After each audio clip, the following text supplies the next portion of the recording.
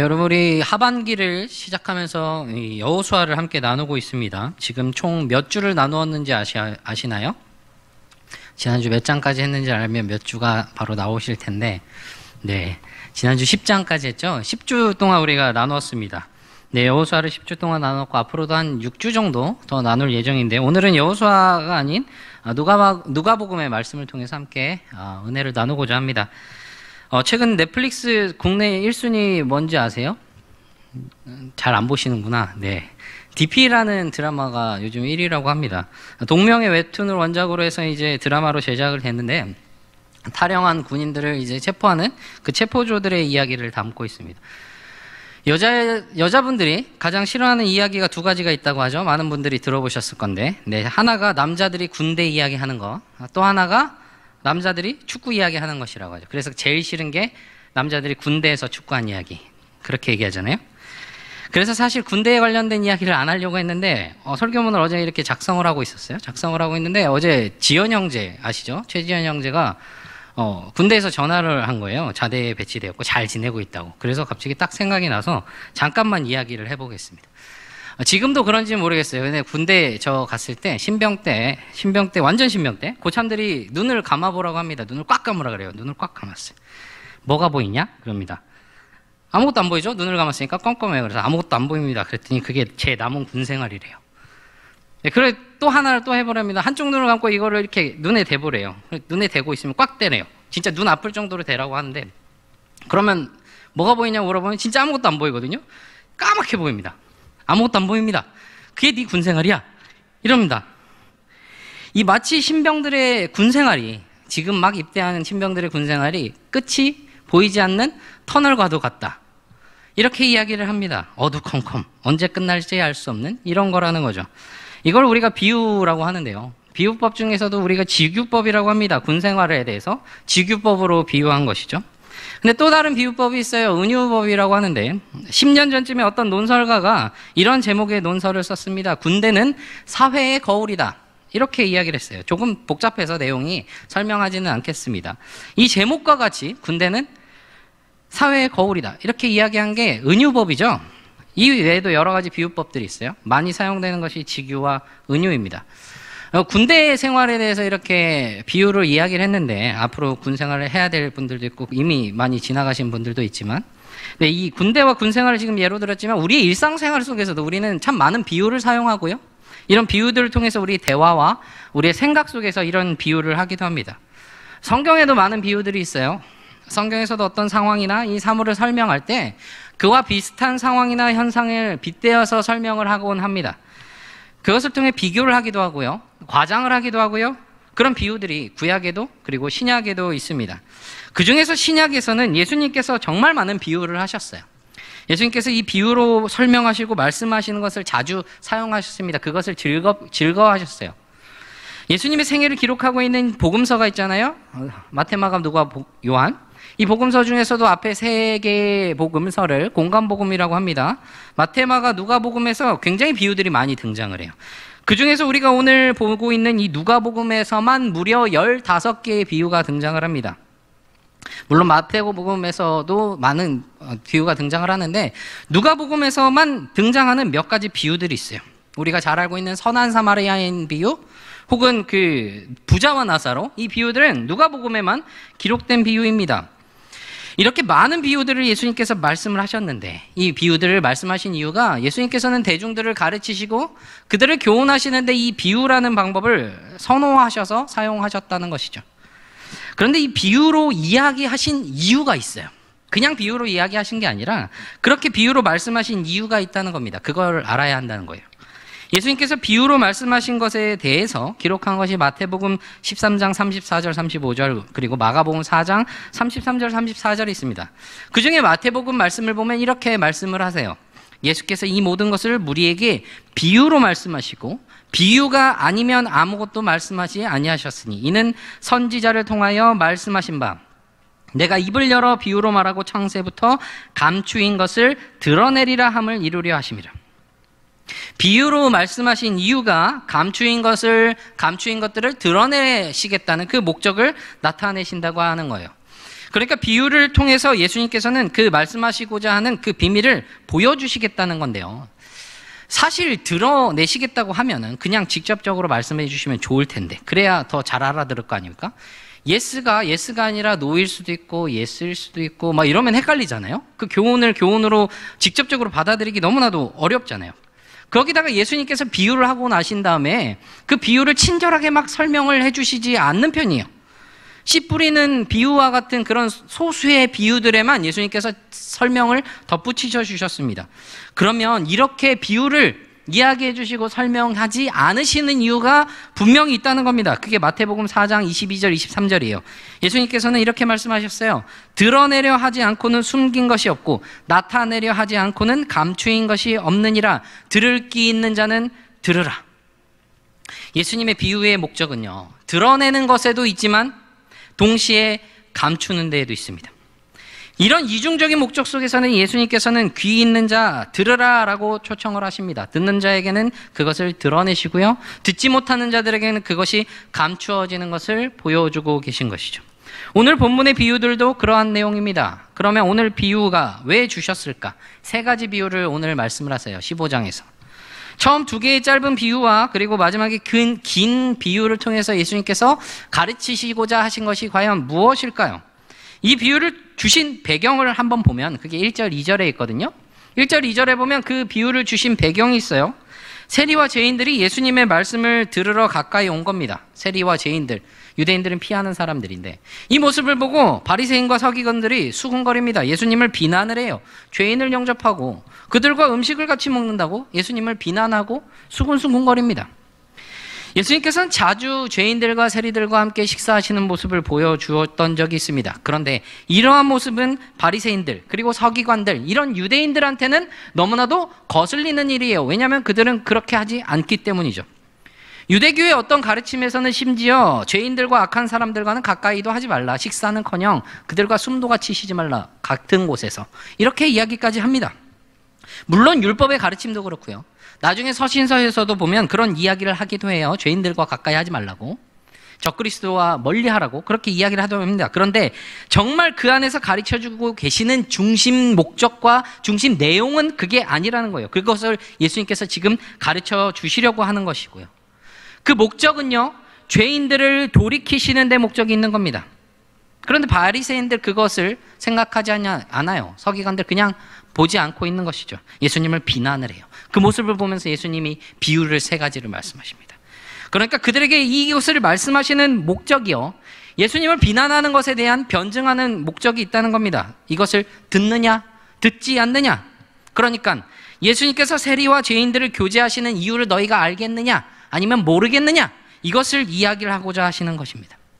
첫 번째 비유가 양을 찾은 목자의 비유예요. 잃은 양을 찾은 목자의 비유입니다. 어떤 책임감이 굉장히 강한 목자에 대한 비유를 이야기를 하고 있어요. 묘사를 하고 있죠. 100마리의 양을 가지고 있습니다. 100마리의 양을 가지고 있는 목자가, 팔레스타인 지역은 양 치는 목자가 굉장히 흔한 직업이니까요, 이 비유가 다른 사람들이 모두 알아듣기 쉬운 비유일 거예요.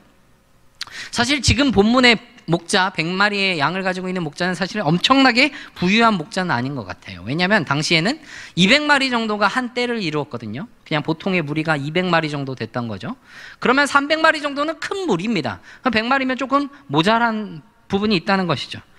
그러니까 조금 적은 축에 속하는데, 게다가 보통 목자들은 수가 많으니까 파수꾼들을 함께 동행해서 다닙니다. 그런데 이 목자는 파수꾼을 동행하고 있지 않은 것처럼 보여요. 그런데 이 목자는 부유하지 않습니다. 그러나 자기 일에 굉장히 강한 책임감을 가지고 있어요. 밤이 되기 전에 보통 양들이 이렇게 무리로 들어오면서 그들이 숫자를 세거든요. 숫자를 하나, 둘, 셋, 넷, 양 한 마리, 양 두 마리 세다가 잠들지 마시고, 네, 양을 세다 보면 99마리까지 샜는데 100마리가 안 보이는 겁니다. 한 마리가 어디 갔지? 바로 잃어버린 양을 찾아 나섭니다. 아마도 다른 사람들에게 양을 돌봐달라고 그러고 자기는 열심히 찾아다녔을 거예요. 그 한 마리 양을 열심히 여기저기 둘러보면서 찾아다니면서 결국 양을 드디어 찾아요. 그 양을 찾아서 어깨에 이렇게 짊어매고 집으로 돌아옵니다. 어떤 모습으로? 기쁜 모습으로. 너무나도 즐거워요. 이렇게 모사합니다. 기뻐한다, 즐거워한다. 그런데 그 즐거움이 혼자만의 즐거움으로, 그 기쁨이 혼자만의 기쁨으로 끝나지 않아요. 친구들과 이웃들을 다 부르고요. 그러면서 자기와 함께 기뻐해달라고, 이 잃어버린 양 한 마리를 찾았다고, 너무나도 즐겁다고 그렇게 함께 축하의 잔치를 크게 엽니다. 자신과 함께 기뻐하도록 말이죠. 그 마지막에 예수님께서 이렇게 말씀하세요. 7절에 이와 같이 죄인 한 사람이 회개하면 하늘에서는 회개할 것이 없는 의인 99으로 말미암아 기뻐하는 것보다 더하리라. 비유로 말씀하신 것이 무엇이냐? 죄인 한 사람이 회개하는 것이 하늘에 하나님께 너무나도 큰 기쁨을 가져다 준다는 겁니다. 이전에도 예수님께서 말씀하신 것이 있어요. 누가복음 5장에 건강한 사람의 의사가 필요하지 않다고. 누가 의사가 필요하죠? 아픈 사람의 의사가 필요합니다. 그럼 그 필요가 어떻게 채워지죠? 그 필요가 어떻게 채워져서 아픈 사람이 고침을 받아요? 아픈 사람이 아픈 걸 알아야 돼요. 본인의 아픔을 느낄 때, 그것을 깨달을 때 의사를 찾아갑니다. 내가 아픈데 아픈 것 알지 못하고 아픈 것을 깨닫지 못하면 의사한테 가요, 안 가요? 안 갑니다. 그러면 고침을 받을 수가 없는 것이죠. 그와 같이 죄인이 죄인됨을 깨닫고 진정으로 회개할 때 하나님께서는 더욱 기뻐하신다는 것을 말씀하고 계신다는 거예요.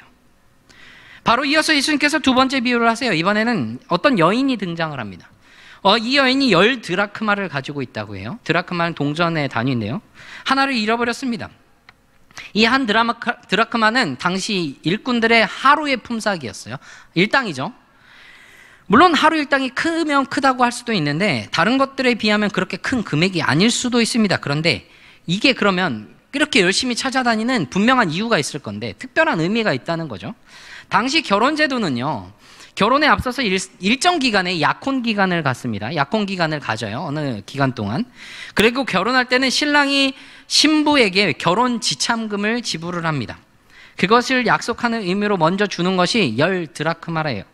그래서 이것들을 신부들이 장식하는 이 목걸이나 무엇으로 장식하게 이렇게 묶어서 10 드라크마를 메어가지고 잃어버리지 않도록 보관을 해요. 품고 다닙니다. 그런데 이 중에 하나가 사라져 버렸어요. 중요하죠. 부지런히 찾습니다. 막 등불을 켜고 온 집안을 쓸고 다녀요. 이렇게 막 쓸면은 소리가 나겠죠? 동전이니까. 그 소리를 듣고 동전 찾기를 바라면서 너무나도 부지런히 수고하면서 찾아다닙니다. 첫 번째 비유에서 양을 찾은 그 과정들은 등장을 하지 않고 있는데 이 두 번째에서는 그 수고에 대해서 굉장히 아끼지 않고 열심히 찾고 있는 이 여인의 모습을 굉장히 수고스럽게 그리고 있습니다. 그리고 그 노력 끝에 이 여인도 동전을 찾습니다. 앞선 목자와 마찬가지로 이 여인도 이 동전을 찾고 나서는 매우 기뻐합니다. 즐거워해요. 그리고 자신들의 친구와 이웃들을 불러서 잔치를 엽니다. 즐거움을 함께 해요. 함께 그 일을 축하하고 있는 것이죠. 그리고 예수님께서 그 끝에서 다시 한번 이렇게 말씀하십니다. 10절이에요. 이와 같이 죄인 한 사람이 회개하면 하나님의 사자들 앞에 기쁨이 되니라. 반복해서 죄인 한 사람이 회개하면 하늘에서도 기뻐한다고 말씀하십니다. 하나님의 사자들이 기뻐한대요. 하나님의 사자들이 기뻐하는 것은 또한 하나님이 기뻐하시는 일인 겁니다. 하늘의 축하 잔치는요, 하나님을 섬기기를 즐거워해야 하는 그 하나님의 사자들, 그 천사들에게 기쁨의 잔치가 되는 것이죠. 이것은 얼마나 죄인 한 사람이 회개하는 것을 기뻐하시고 즐거워하시는지, 하나님께서 그것을 얼마나 기뻐하시는지를 분명하게 보여주고 있는 것입니다. 이 앞에 두 가지의 비유를 우리가 이렇게 이야기를 했는데 분명하게 우리가 볼 수 있는 부분이 하나가 있습니다. 우리 아까 이 의사에 대한 이야기를 했어요. 아픈 사람이 의사를 찾고 그로 인해서 고침을 받는다고 했습니다. 그런데 잃어버린 양, 잃어버린 드라크마, 그 스스로 돌아왔습니까? 아니죠. 양의 목자가, 그 동전의 주인이 애타게 수고하고 찾아냈습니다. 100마리 중에서 한 마리, 목자에게는 소중할 수도 있지만 또 한편으로 보면 어떻게 그렇게 큰 비중은 아닐 수도 있어요. 10 드라크마 중에 한 드라크마 꽤 큰 비중일 수도 있지만 어떻게 보면 그렇게 큰 비중이 아닐 수도 있습니다. 겉으로는 이들이 찾는 이 대상이 커 보일 수도 있고 사소해 보일 수도 있어요. 그런데 그것이 중요하지 않습니다. 이들은 수고해서 애써서 그것을 찾아요. 그리고 그것을 찾는 두 비유 모두 무엇으로 연결됩니까? 기쁨, 즐거움, 그것으로 연결되고 있어요. 다른 사람들과 그 기쁨을 나누는 일로 이어지고 있는 것입니다. 이제 마지막 세 번째 비유가 이어져요. 서두에서 이 세 가지 비유가 같은 주제로 이어진다고 이야기를 했습니다. 그럼 이 세 번째 비유에서도 이야기하는 게 무엇일까요? 죄인이 회개하는 것을 기뻐하시는 하나님에 대한 것이죠. 세 번째 비유에서 이 내용을 정말 구체적으로 보여주면서 예수님께서는 처음에 이 비유를 시작하신 의도를 굉장히 강하게 보여주고 계십니다. 흔히 우리 이걸 돌아온 탕자 이야기라고 많이 알고 있죠. 이 비유를 시작하시는데 어떤 사람이 두 아들이 있는데 라고 말하고 있어요. 어떤 사람의 초점을 맞추고 있는 것이죠. 그 중에 작은 아들이 있어요. 작은 아들이 아버지에게 재산 중에서 자신의 몫을 떼달라고 합니다. 유대 문화에 따르면 장자에게 두 몫을 떼줘요. 그러니까 두 아들이 있으면 두 아들 더하기 1을 하면 3이죠. 거기서 두 몫을 형에게, 장자에게, 그리고 나머지 하나를 동생에게 줍니다. 그러니까 3분의 1이 그의 몫인 것이에요. 그런데 유대 문화에 따르면 이런 말도 있습니다. 아들이나 아내나 형제나 친구나 그 누구에게도 본인이 살아있는 동안에 그들에게 그들의 몫을 주지 말라고 권면을 합니다.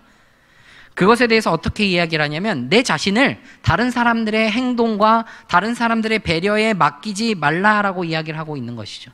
그들에게 의지할 수밖에 없는 상황을 만들지 말라라고 이야기를 하고 있어요. 그런 이유인지는 몰라도 아버지가 죽기 전에 재산이 양도가 되면 그래서 원래 받는 것보다 조금 적은 양을 받게 된다고 해요. 그걸 알고 있는 작은 아들, 알면서도 달라고 합니다. 너무 필요했던가 봐요. 집을 떠나고 싶은 마음이 너무나도 강렬했던 것인지 아무튼 아버지에게 이렇게 너무나도 애원을 합니다. 원하고 있어요. 그런데 사실 작은 아들이 이렇게 애타게 원해도 아버지가 주지 않을 수 있어요. 내가 싫으면 안 줘도 됩니다. 줄 이유가 없어요. 의무가 없는 겁니다. 그런데 법적으로 어떤 사회적인 제도로도 그거를 억지로 주게 할 것이 없다는 것이죠. 그럼에도 불구하고 아버지는 아들의 요청대로 그 몫을 줘요. 이 철없는 아들, 그것을 봤더니 이제 집을 바로 떠납니다. 자기의 원하는 대로 집을 떠나서 먼 나라로 가서 자유로운 삶을 향해 나아갑니다. 그래서 거기서 자신이 받은 이 재산들을 허랑방탕하게 허비해버려요. 그러다 보니까 빈털터리가 되어버렸습니다. 게다가 그 재산이 다 없어지자마자 그 나라에 흉년이 들었어요. 자신의 잘못으로 인해서 모든 재산을 탕진했는데 이번엔 스스로가 어쩔 수 없는 어려움이 다가옵니다. 흉년이라는. 돈도 없고요, 먹을 것도 없고요, 뭐라도 해봐야겠습니다. 그래서 이제 돼지치는 일들을 합니다. 그런데 돼지치는 일은요, 유대인들에게 굉장히 민감한 문제고 천한 문제예요. 왜냐하면 율법에 따르면 이 돼지는 뭐냐면요, 뭐죠? 부정한 동물입니다. 그래서 그 부정한 짐승을요, 친다는 것은 불명예고 부정한 일로 여겨지는 겁니다. 그럼에도 이 일을 하고 있는 이 작은 아들, 왜 그럴 수밖에 없을까? 이거 아니면 다른 일이 없던 거예요. 이것만 할 수 있는 거죠. 자기가 지금 돈도 없고 배도 고픈데 하려면 이것밖에 없는 겁니다. 그래서 자신이 얻을 수 있는 제일 낮고 가장 천한 일을 하고 있어요. 정상적인 상황이라면 결코 하지 않았을 최악의 상황이기에 다른 선택권이 없기에 그 일을 하고 있습니다. 그런데 이 일을 하고 있는데 돈이 없고 배고파서 일을 하잖아요. 그럼 뭐 때문에 합니까? 돈을 벌고 배를 채우기 위해서. 그런데 이 일을 하고 있음에도 아들의 피로가 채워지지 않습니다. 여전히 굶주림으로 허덕이고 있어요. 돼지보다 못한 취급을 받고 있습니다. 돼지들이 먹는 쥐엄 열매를 그래서 그거라도 먹어서 배를 채우려고 막 하고 있습니다. 부정한 돼지를 치는 것도 모자라서 돼지들이 먹는 그 쥐엄 열매를 먹으려고 합니다. 그런데 그마저도 제대로 먹지도 못해요. 아무도 그를 위로하지도 않고 아무도 그의 굶주림을 채워주지 않습니다. 도와주는 사람 하나도 없고요. 외톨이가 돼버렸어요. 완전한. 이런 고통 속에서 작은 아들이 이제 정신이 번쩍 듭니다. 스스로 돌이켜요. 내 아버지 집에는 먹을 것이 넘치는데 심지어 하인들도 그 풍성한 대우를 다 받고 있을 텐데 돌아가자. 차라리 내가 아버지의 종이 되자. 자신의 어리석은 행위들을 후회하면서 이제 아버지에게 돌아가면 내가 이렇게 말해야지. 시뮬레이션을 합니다. 수없이 되뇌었겠죠. 아버지, 제가 죄를 너무 크게 졌습니다. 차라리 제가 종이 되겠습니다. 아버지 아들이라 그럴 칭함을 받을 어떤 가치도 없습니다. 아버지, 저를 종으로 삼아주세요. 아버지라고 하지도 않을 거예요. 주님, 이렇게 이야기했을 겁니다. 그러면서 아버지의 집으로 막 가요. 지금 이 아들은 자신에게 아무 권리도 없는 것을 압니다. 자신의 모든 처분을 아버지께 맡겨야 하는 것을 알아요.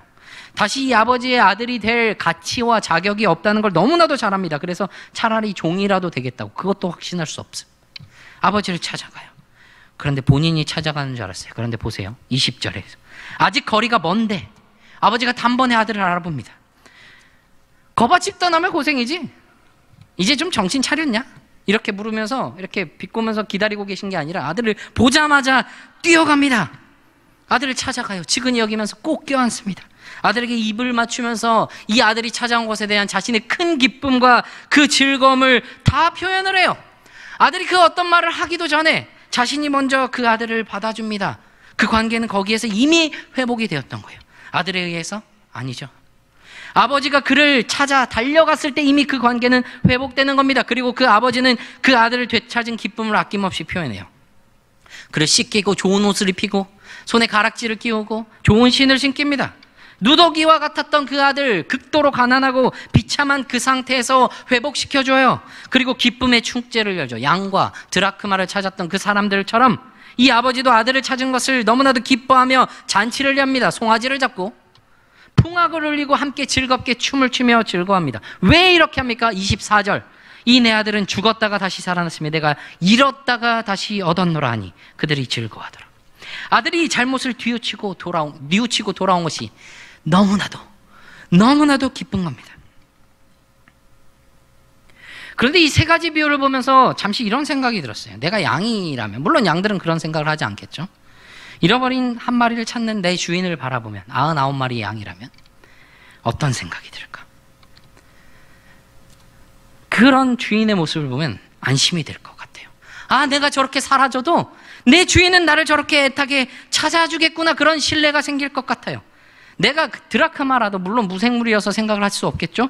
동일한 생각이 들 것 같습니다. 세 가지 비유를 보세요. 처음에 양 100마리 중에 한 마리, 10드라크마 중에 한 드라크마, 두 아들 중에 한 아들, 100, 10, 2.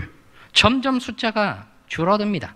적은 수였으면요, 몇 개 없으니까 굉장히 소중하겠지, 그 몇 개 없으니까 너무나 열심히 찾아다닐 거야 라고 그렇게 생각할 수 있어요. 그런데 100마리, 물론 부유하지 않았던 목자니까 소중할 수 있습니다. 그러나 100마리 중에 하나라면 그리 큰 비중이 아닐 수도 있어요. 그러니까 수가 적어서 소중하게 여긴 게 아니라는 것을 보여준다는 겁니다. 많아도 마찬가지고요, 적어도 마찬가지입니다. 100마리, 10드라크마, 두 아들, 수는 점점 줄어들지만 목자와 여인과 아버지는 동일합니다.